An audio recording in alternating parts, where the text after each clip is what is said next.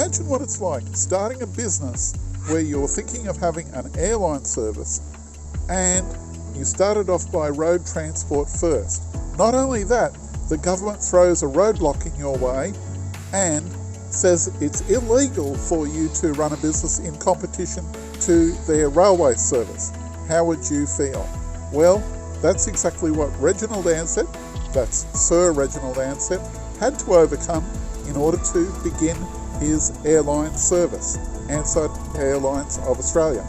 Now, how Sir Reginald Ansett started his business initially was a road transport business, basically ferrying passengers between Hamilton and Ballarat in Western Victoria.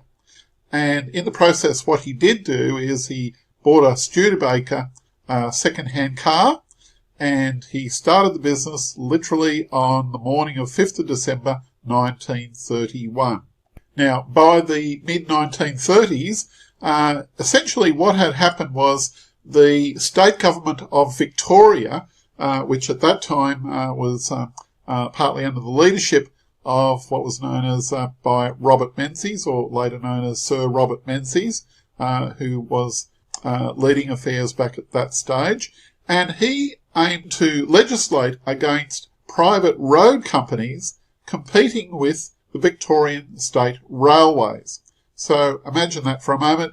You've got a road transport business, it's going gangbusters, it's working really, really well, and the government tries to throw a roadblock straight underneath your car and saying, no, you can't do that. Now, there was a situation there that Reg Ansett figured he could actually counter what was going on the Victorian state level by going one step above, and that is by exercising the powers that are behind the federal laws, which didn't apply to Victoria at the time or any of the other states, and that is to have an airline which would allow him to ferry passengers and freight between Hamilton and also that of Melbourne and so forth, and other different locations around Victoria, and that's what he did. So he flew to Sydney, he purchased a Fokker Universal, and how he kicked off things in the beginning was quite a novel concept. It was only a 6-seater plane, but how he sold the seats? Well, essentially what he did do was he sold each one of the seat-faring passengers for £2. He sold them an orange each. £2, which is a pretty good price for an airline ticket at that stage. And in the process, he was able to snag the situation there, and the government relinquished, and rather than having a freight licence, he was then given a passenger licence, and that was in 1937.